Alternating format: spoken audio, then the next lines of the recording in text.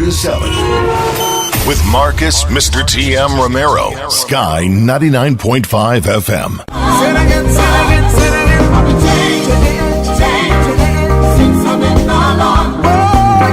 A very big anthem there, man. It's called Change by Pastor Terrence Beans. Yeah, one of our favorites. I know feeling. Yeah, if you don't love.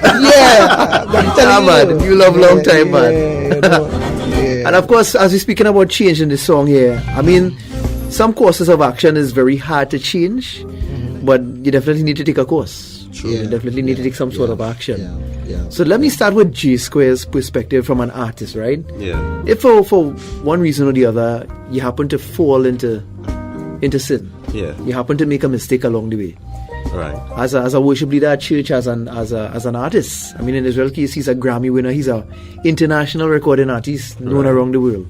What is your course of action? Because I mean, you're dealing with your career here. Correct. This is full time here. Definitely. Ministry is one part of the equation, but this is his bread and butter. Bread and butter. He gets paid for the shows he does. True. That is how he lives.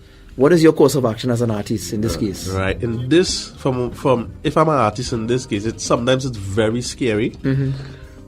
Being as it's your bread and butter, but the first course of action to me is bringing this before your spiritual leaders. I've been through this process already. Okay. And one of the things that my pastor really came down on me with is that I waited until it blew up beyond where it couldn't blow up anymore. Then. Wow.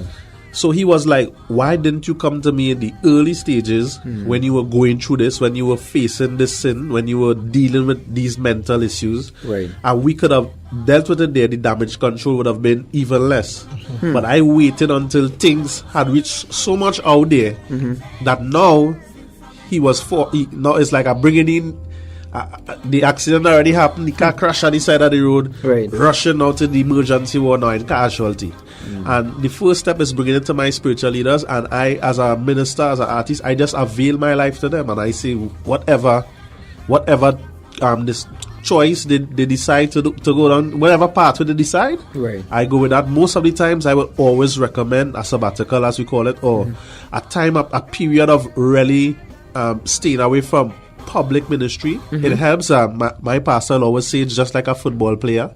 If you're playing football and you sprain your ankle, but you want to continue to play football, you will get a more serious injury. Right, you open the wound bigger. Correct. So he would for many times, and I don't force it. He'll put me down for however long. I've been down for some long years. Many people didn't know that, but I've been down for years, and where during those times a lot of counseling, and you'll always watch. Make sure you're in church every single Sunday, Wednesday, and beside that, we spending time in the Word because he doesn't want this injury to happen again, or he wants to see if this is a recurring matter, or is it something, a heart issue where I've already made up my mind I want to live this way.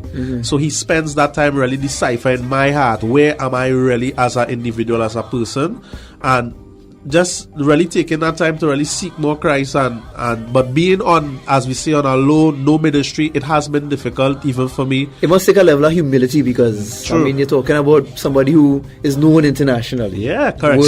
So it's going to be that no recordings. I've been there, no recordings, no concerts, and just really spending that time rebuilding my spiritual life to help me to stand. So that has been from an artist's point of view. Course of action. Nice. So Pastor Beans, in terms of your ministry, in terms of maybe a worship leader like J Square coming to you and saying, Pastor, I have made a mistake. How do you treat the situation like that? Yeah. Well, I mean, the dependent on the portfolio that the individual has at the church and so on, you treat it accordingly. You'd have to, because it's leadership, and you don't want to send the message that anything goes. Right. So you have to make some decisions about giving them same pretty much the same principle as J Square, the same as he was saying. But at the same time, you do it with you have to do them things with love, that you don't do injury to an already wounded person. Understood. And I mean by that, you're not sometimes and different. Some of the situations different. So I'm not saying that this is the black book, really. Right. You understand? Because there are some situations you have to treat with it differently, and people may get upset with you, but based on what you know and where you are, you're treated it differently, right? But you have to, especially because this thing is in the public space, so you have to deal with it. You have to do whatever damage control. You have to save the body, plus you have to save the individual as well. Right. I think that is a very crucial point right there. Yes, you have to save both. None really should suffer. Yeah. You understand? Yeah. And so as a pastor, you'd have to make those decisions, and make sure that you send a clear message to the rest of the body that this is not how we saying that you should live. Yeah. You understand? God forbid. Yeah. But if anything happens, we have a way that we deal with this, that you don't feel ostracized and abandoned, and all of that, and leave the environment completely. Let me tell you this, right? Sometimes how you deal, how a thing is dealt with, can either draw people or scare them. True. You understand? You could either draw or lose people. Yeah, or run them away. Yeah. You understand? So it's not an easy job. There's no easy way to these things. Yeah. God have to help you. Yeah. You understand? It's a matter as a pastor. You have to. These are things you have to pray about, and God have to direct you as to how. And I think when it comes to your worship team and your worship leaders, or your leaders at any level, at any level, you have to. It affects your ministry. Yes, it does. It does. And it does. It is sort of a reflex on you as well as the leader. Of course. Yeah. So you have to make some decisions about that. And I think the average person understand that. I don't think. Yeah, I mean, I think so, I think. Should. Yeah, I think in and around the church, that is understood. And I think how we communicate that, we have to try our best to see how we can create an environment to help our people. You understand? To help people that struggling or whatever. We have to try and create that environment so that people don't feel that they're struggling in silence. They don't feel that there's nobody that they could bring this to. Right. You understand? Right. And because there is no one and they're feeling that way, they become more vulnerable, obviously. Let me pull out 3 points from what both of you are saying. So one, you say you need to go to your leaders. Sure. Yes. First point. Yes. 2, you need to take some sort of a time out of the public life. Yes. True. Yes. Yeah? That helps. It That does helps. help. It Yes. does. So you need to take some private time, so to speak. Yes. And 3, you need to really spend time, as you say, going to the services, going to concerts. Not that you wasn't going to service all the time. You're not showing it. From all of that, what I just say. Yes, that's all it is. They were there. You see, he realized that. That's how that has left. Yes. But you need to spend extra time. Extra time. Yeah. I'm really doing some concerts. Yeah. Here's another point too. And even that timeline.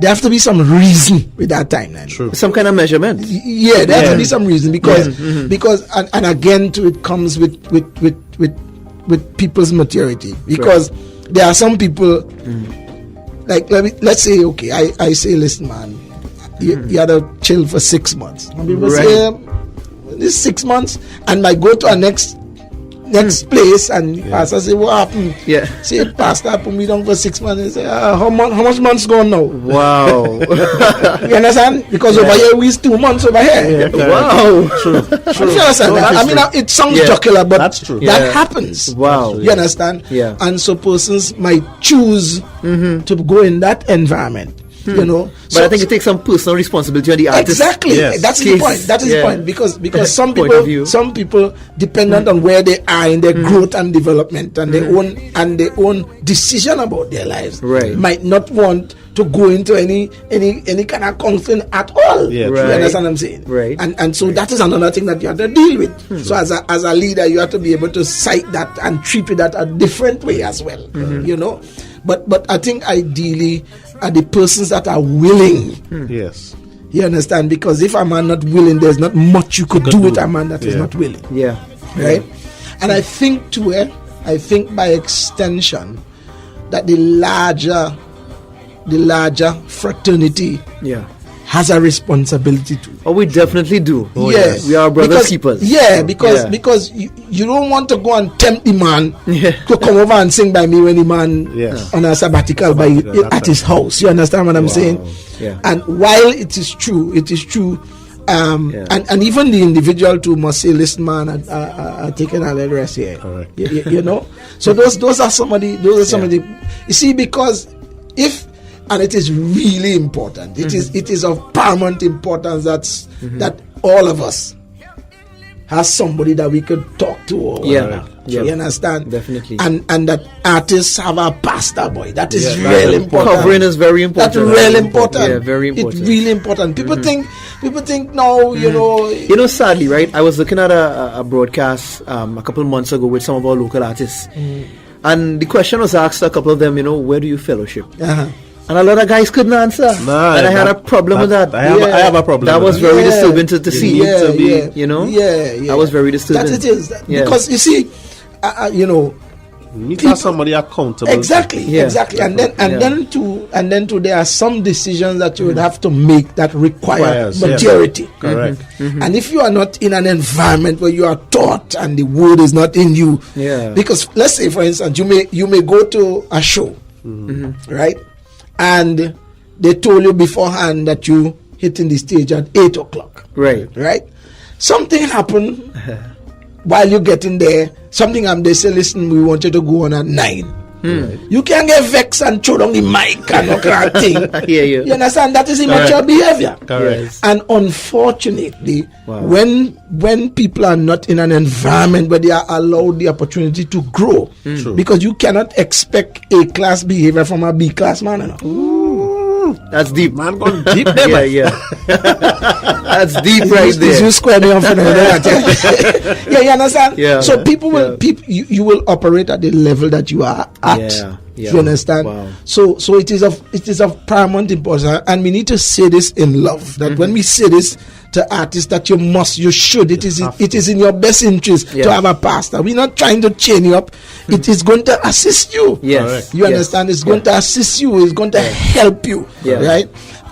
Because church environment, being involved in church things, being around that helps you tremendously. It does. You know, it makes you understand that, hey, even if you supposed to be on the stage and you didn't go on the stage, that don't mean. Correct. Because some people just see singing as one aspect of the ministry, and getting involved in church life, there's so much more to do. You could be an usher. It has nothing to do. So many other areas of church ministry that you need to get usher, and some people eyebrows just with a usher. I love if it's one of ask my pastors. I love being an usher. I want a bright smile. As you come through the door, warm your heart, man. Well, as we are about to close it up here on Route 47, some closing remarks. Let me start from Square. Some closing remarks on our discussion today. My closing remark would really be to ministers, and it's something that my pastor always tells me, and even Pastor Terence Baines said it when we were in a break. Some mistakes that you make, it's very difficult, and sometimes you may never come back from it. Even when we look at Jimmy Swaggart, and we look at things like that, things that happen, certain mistakes that very hard to recover from. And I always say this to myself: if I really love and appreciate you, TM, but in a fit of rage we got in a fight and I cut off your hand, God forbid. No matter how much sorry and I really wish that hand. I mean, yes, we could always pray for God's ways. Yes, we could pray for America for it to grow back. Yes, we know that. But the real reality, chances are that hand may never grow back. Wow. And as a minister and as an artist, some decisions that you make, you pay for it for the rest of your ministry. So just be mindful of that. You know, our responsibility for the most part is to be encouragers. You know, I wanted to say profoundly that marriage is and was always a good thing. And I fear that people want to get out of marriages for too many trivial things. Flaky They reasons. don't give it a chance. They don't work hard enough. You understand? And I think that is one of the things that we need to hammer home. That you know, you make that decision on your own volition as a big man and a big woman. You have to do the big man thing and do the best that you can. Yes. And you know, stuff happen, but you do the best that you can. That's right. To make the thing work. That's right. I am my brother's keeper. You understand? Yeah. And I have to look out for my brother. I have to go the extra mile for my brother. No matter what happened with my brother, I have to try to help. If he doesn't want the help, fine. But I must go on record that I did everything in my power to assist my brother that would have fallen. Yes. Why? Because I've taken heed to my own self. You understand? That's right. I who say I am spiritual. You understand? I'm taking heed, and I'm also thinking that this is the way I would have wanted to be treated if it were me. Yeah, and that's what the scripture says. That's what it says. You know, and I think that's my closing comments. Well, gentlemen, thank you so much for coming through on Route 47 today. When you're bringing me back, I think we added up part 2. I think so. I mean, the people have spoken. You know what I mean? But it was really a privilege to just share thoughts, and we hope that somebody has been encouraged and lifted by the discourse. You know, that's what we hope. Well, guys, Sky family, I hope you were really blessed. I hope that this brought some sort of clarity and some sort of edification to somebody somewhere. True. You know what I mean? So, guys, thank you so much again. We will do this again. We will definitely have to have a part 2. Blessings. So, Pastor Terence Baines and, of course, G Square. Much blessings, as always. Route 47, this is how we shut it down. Thank you, guys, for joining us today as we had a very, very fruitful, I would say, discussion. Very interesting feedback from our callers as well. Thank you so much for all your contribution, all your participation. You're on Route 47 with Marcus, Mr. TM Romero, Sky 99.5 FM.